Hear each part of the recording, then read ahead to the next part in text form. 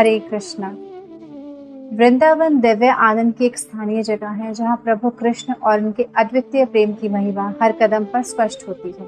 ये एकमात्र ऐसा धाम है जो कृष्ण के प्रति दिव्य प्रेम को प्रज्वलित करता है। वृंदावन गोपियों और गोपों के प्यारे नंदलाल की नगरी के रूप में जानी जाती है।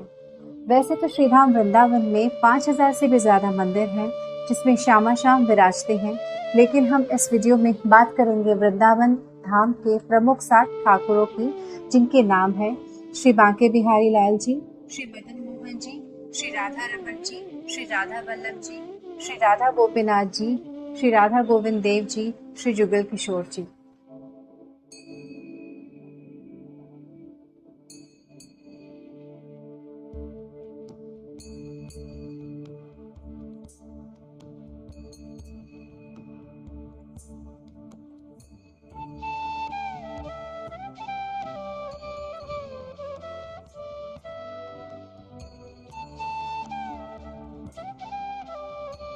राधा रमन जी भगवान कृष्ण के सबसे प्रिय रूपों में से एक है। राधा रमन का अर्थ होता है जो राधा को आनंद देता है, और राधा रमन वृंदावन के बचे हुए कुछ मूल विग्रहों में से भी एक है। यह वृंदावन के 7 महत्वपूर्ण और प्राचीन मंदिरों में से भी इस मंदिर को एक माना जाता है, जो भगवान श्री चैतन्य महाप्रभु के 6 गोस्वामी द्वारा बनाए गए थे। राधा रमन जी की विशेषता यह है कि भगवान की स्वयंभू रूप है। श्री राधा रमन जी का मंदिर श्री गौड़िया समाज के प्रमुख मंदिरों में से एक है। श्री राधा रमन जी का यह विग्रह जो अब भी वृंदावन धाम में स्थित है, इसके बारे में कहा जाता है कि अन्य विग्रह वृंदावन छोड़कर जयपुर चले गए जब वृंदावन पर औरंगजेब ने आक्रमण किया था, लेकिन राधा रमन जी कभी भी वृंदावन छोड़कर नहीं गए और 1532 से लेकर अब तक वृंदावन में विराजमान है और अपने भक्तों को दर्शन दे रहे हैं। मंदिर के दक्षिणी भाग में श्री राधा रमन जी का प्राकट्य स्थान है और गोपाल भट्ट गोस्वामी जी की समाधि स्थान भी है। राधा रमन मंदिर को लगभग आज से 500 वर्ष पूर्व गोपाल भट्ट गोस्वामी द्वारा बनाया गया था, जो कि श्री चैतन्य महाप्रभु के शिष्यों में से एक थे। कहा जाता है कि गोपाल भट्ट गोस्वामी जी 30 साल की उम्र में वृंदावन आए थे। यहीं पर फिर उन्होंने चैतन्य महाप्रभु जी से आशीर्वाद लिया। श्री चैतन्य महाप्रभु के इस भूमंडल से अपनी लीला समाप्त करने के पश्चात श्री गोपाल भट्ट गोस्वामी को अकेलापन और उदासीनता का अनुभव होने लगा। तब भगवान श्री कृष्ण ने उन्हें स्वप्न में दर्शन दिए और प्रचार के लिए नेपाल की यात्रा करने को कहा। तब श्री गोपाल भट्ट गोस्वामी जी ने नेपाल की यात्रा की। नेपाल में एक सुबह जब उन्होंने काली गंडकी नदी में स्नान किया तो उन्होंने अपना कमंडल और एक मटकी नदी में पानी भरने के लिए डुबोया और हैरान हुए कि उनके कमंडल में 12 शालिग्राम शिलाएं हैं। उन्होंने इसे केवल संयोग समझा और शिलाएं फिर से नदी में फेंक दी। लेकिन हैरानी की बात यह थी कि वो फिर से उनके कमंडल में प्रवेश कर रहे थे। उन्होंने फिर से कमंडल को नदी में खाली कर दिया और पानी भरना शुरू किया।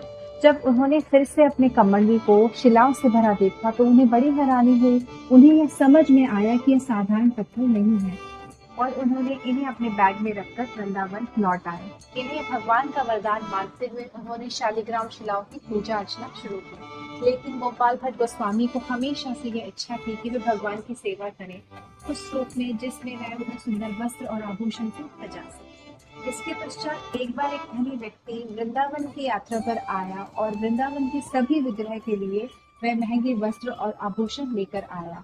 उन्होंने श्री गोपाल भट्ट जी को भी वस्त्र और आभूषण दिए, लेकिन जब बात श्री शालिग्राम जी की आई तो गोपाल भट्ट जी सोचने लगे वह किस तरह शालिग्राम जी को वस्त्र और आभूषण धारण कराए। उनके मन में एक भाव आया कि यदि मेरे भगवान भी दूसरे विग्रहों की तरह होते तो मैं भी उन्हें विभिन्न आभूषणों और वस्त्र पहनाता और उन्हें झूले पर झुलाता।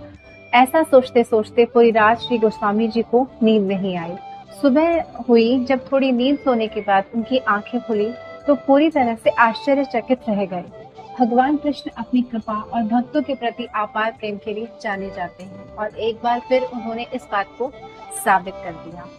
उनकी नींद खुली तो उन्होंने देखा कि श्री शालिग्राम जी साक्षात त्रिभंग ललित वेभुज मुरलीधर श्याम जी के रूप में बैठे हुए हैं।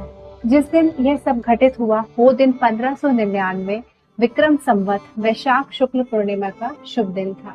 यथाशीघ्र ही गोस्वामी जी उठे। उन्होंने अपने भगवान का विशेष रूप से श्रृंगार किया और उनका सेवा भाव किया। उसके बाद श्री गोस्वामी जी ने अपने सभी बड़े व गुरुजनों को बुलाया और राधा रमन जी के प्राकट्य उत्सव को पूरे श्रद्धा भाव से मनाया। यही श्री राधा रमन जी का विग्रह आज भी श्री राधा रमन मंदिर में श्री गोस्वामी जी के समाज द्वारा व वंश द्वारा सेवित किया जा रहा है। मंदिर से जुड़ा एक रहस्य यह भी है और ऐसा माना भी जाता है कि मंदिर की रसोई घर में 500 वर्ष से भी अधिक पहले से लगातार आग जल रही है और यह वही आग है जो मंदिर के निर्माण के समय जलाई गई थी। मंदिर में लगने वाले भोग को ऐसी आग में पकाया जाता है और ठाकुर जी को सिर्फ उसी आग पे पका हुआ भोग लगाया जाता है। वृंदावन में स्थित प्राचीन विग्रहों को पहले गोविंद, मदन मोहन और गोपीनाथ जैसे नामों से जाना जाता था, परंतु बाद में श्री राधा जी के विग्रह को उन सभी मंदिरों में स्थापित किया गया तो उनका नाम बदलकर राधा गोविंद, राधा गोपीनाथ और राधा मदन मोहन रख दिया गया। राधा रमन जी के विग्रह के बारे में एक विशेषता है, इनका रूप तीनों विग्रहों का मिश्रण है। इनका मुखारविंद गोविंद देव जी के समान है, इनका वक्षस्थल गोपीनाथ जी के समान है, इनके चरण कमल मदन मोहन जी के समान है। हम कह सकते हैं कि इनके द्वारा हम तीनों विग्रहों के दर्शन कर सकते हैं, अर्थात अकेले इनके दर्शन से हम तीनों ठाकुर जी के दर्शन प्राप्त कर सकते हैं। कारण चाहे जो भी रहा हो, मुझे लगता है कि यह श्री राधा रमन जी की इच्छा थी कि वे उस स्थान को छोड़कर ना जाए जहां उन्होंने अपने प्रिय भक्त गोपाल भट्ट गोस्वामी जी के लिए अपना प्राकट्य किया था। सभी भगवान के सभी स्वरूप सुंदर और अत्यंत प्यारे होते हैं, लेकिन राधा रमन जी का प्यारा और सुंदर स्वरूप कोई नहीं पूरा कर सकता। उनकी प्रतिभा अद्वितीय है, उनका आकर्षण अत्यंत मोहक है। उनके श्रीमुख से आंखें हटाना बिल्कुल आसान नहीं होता।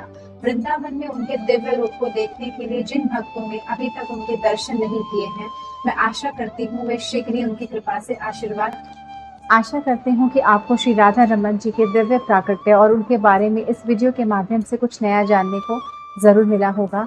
और जब भी आप श्री राधा रमन जी के दर्शन के लिए जाएंगे तो आपको मंदिर में साक्षात ठाकुर जी के विराजमान होने का अनुभव जरूर होगा। अगर आपको ये वीडियो पसंद आई तो वीडियो को लाइक और शेयर जरूर कर दीजिएगा। इस तरह की स्पिरिचुअल कंटेंट को देखने के लिए चैनल को सब्सक्राइब करना मत भूलें। मिलते हैं अगले वीडियो में वृंदावन के एक और ठाकुर जी की लीला और उनके प्राकट्य के बारे में जानने के लिए। तब तक के लिए हरे कृष्णा।